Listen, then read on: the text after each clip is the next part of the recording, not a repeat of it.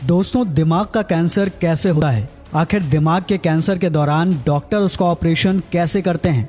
दिमाग हमारी बॉडी का एक बहुत इंपॉर्टेंट पार्ट होता है जो हमारे थॉट्स को, हमारे इमोशंस को और हमारी मेमोरी को कंट्रोल करने के अलावा टच, स्मेल और विजन जैसे मेजर फंक्शंस को भी कंट्रोल करता है और हमारी ब्रीदिंग और हंगर जैसे हर उस प्रोसेस को कंट्रोल करता है जो बॉडी को रेगुलेट करते हैं। ब्रेन सेंट्रल नर्वस सिस्टम का एक पार्ट है और हमारा चलना, बोलना, सोचना और याद रखना सभी इसी के कंट्रोल में है। कई बार सर्जरी के दौरान ट्यूमर को हटाना होता है तो कभी ब्रेन के किसी पार्ट को रिपेयर करना होता है और ब्रेन सर्जरी के टाइप ब्रेन कंडीशन पर डिपेंड करते हैं, क्योंकि सर्जरी से पहले ये जानना जरूरी होता है कि ब्रेन का कौन सा एरिया अफेक्टेड है और ब्रेन की किस कंडीशन को ट्रीट किया जाना है। तो ऐसे में आपको भी ये जरूर जानना चाहिए कि ब्रेन सर्जरी क्या होती है और कितनी तरह की होती है, इसकी जरूरत किसे पड़ती है और ऐसी बहुत सी जरूरी बातें जानने के लिए आप आज के इस वीडियो को पूरा जरूर देखें। दोस्तों, ब्रेन एक कॉम्प्लेक्स ऑर्गन है और इसलिए ब्रेन सर्जरी भी एक क्रिटिकल और कॉम्प्लिकेटेड प्रोसेस है। लेकिन आजकल मेडिकल टेक्नोलॉजी में जो एडवांसमेंट हुआ है उसने इस प्रोसेस को काफी आसान बनाया है।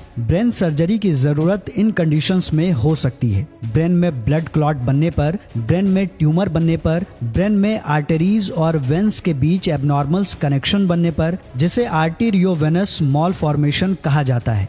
बाकी सब डिजीज जैसे ब्रेन डिसऑर्डर होने पर जिसमें बैलेंस और कोऑर्डिनेशन बनाने में दिक्कत आती है, एपिलेप्सी होने पर जिसमें ब्रेन की नर्व सेल एक्टिविटी डिस्टर्ब हो जाती है, स्कल में फ्रैक्चर होने पर, हेड इंजरी होने पर, ब्रेन या हेड में ब्लीडिंग होने पर जिसे हेमरेज कहा जाता है, नर्व डैमेज होने पर और स्ट्रोक आने पर ब्रेन सर्जरी की जरूरत पड़ती है। ब्रेन सर्जरी के कई सारे टाइप्स होते हैं, जिनमें से most common brain surgery types हैं बायोप्सी। दोस्तों, ब्रेन बायोप्सी ऐसा प्रोसीजर है जिसमें ब्रेन के फ्लूइड या एबनॉर्मल टिश्यू का एक सैंपल लिया जाता है और उसे माइक्रोस्कोप के जरिए एग्जामिन करके पता लगाया जाता है कि ये कैंसर का ट्यूमर है या नहीं। दूसरा है क्रेनियोटॉमी। ये ओपन ब्रेन सर्जरी होती है जिसमें स्कल यानी खोपड़ी का एक छोटा हिस्सा हटाया जाता है ताकि ब्रेन का इलाज किया जा सके और सर्जरी के बाद इस हिस्से को वापस लगा दिया जाता है।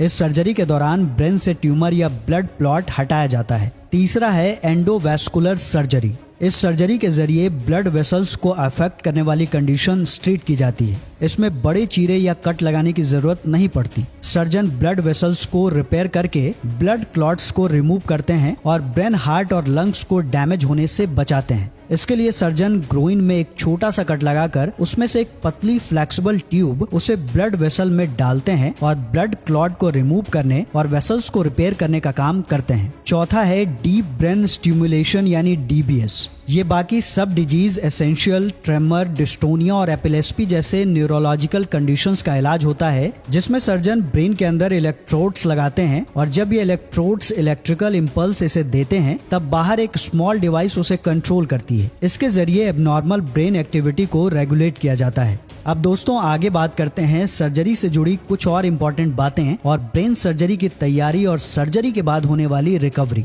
तो सबसे पहले डॉक्टर एक पर्सन को जब सर्जरी के लिए फिट समझता है तभी उसकी ब्रेन सर्जरी की तैयारी होती है और टेस्ट के जरिए ये पता लगाया जाता है कि उस पर्सन की जनरल हेल्थ कैसी है। इस टाइम पेशेंट को कुछ सजेशन दिए जाते हैं, जैसे कि कौन सी मेडिसिन ली जानी है और कौन सी नहीं लेनी है, स्मोकिंग करने के केस में उसे बंद करना है या नहीं और सर्जरी से पहले फास्टिंग करनी है या नहीं। ऐसी जरूरी गाइडलाइंस पेशेंट को दी जाती है। इसके बाद ब्रेन सर्जरी के टाइम कौन सा सर्जिकल प्रोसीजर फॉलो किया जाएगा ये तो ब्रेन सर्जरी के टाइप पर डिपेंड करता है, लेकिन ज्यादातर केसेस में पेशेंट सर्जरी से अनजान होता है क्योंकि उसे एनेस्थीसिया दिया जाता है जिससे वो सो जाता है और उसे सर्जरी के बारे में कुछ भी याद नहीं रहता। लेकिन कुछ केसेस में पेशेंट को जागते रहना होता है, उसे केवल सुन्न रहने की मेडिकेशन दी जाती है और क्योंकि ब्रेन में पेन रिसेप्टर्स नहीं पाए जाते हैं इसलिए सर्जरी के दौरान जागते हुए भी पेशेंट को पेन फील नहीं होता और सर्जरी कंप्लीट हो जाती है। ब्रेन सर्जरी के बाद जनरली पेशेंट को उसकी सर्जरी टाइप के हिसाब से 3 से 10 दिनों तक हॉस्पिटल में रहना हो सकता है और उसे रेगुलरली मॉनिटर किया जाता है, क्योंकि सर्जरी के तुरंत बाद पेशेंट को पेन, सूजन, कमजोरी, कंफ्यूजन और स्पीच प्रॉब्लम्स हो सकती है जिन्हें मेडिसिन के जरिए ट्रीट किया जाता है। ब्रेन सर्जरी के बाद बारी आती है रिकवरी की,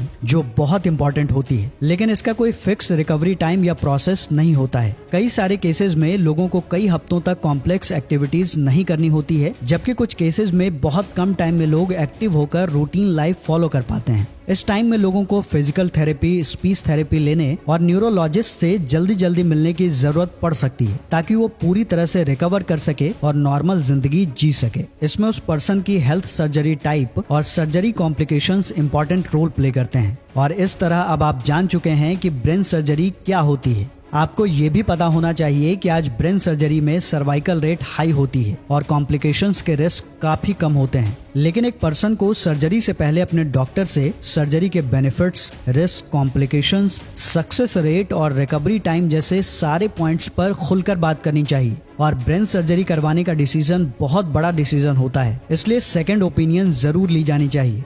तो दोस्तों, इसी तरह से ब्रेन की सर्जरी की जाती है।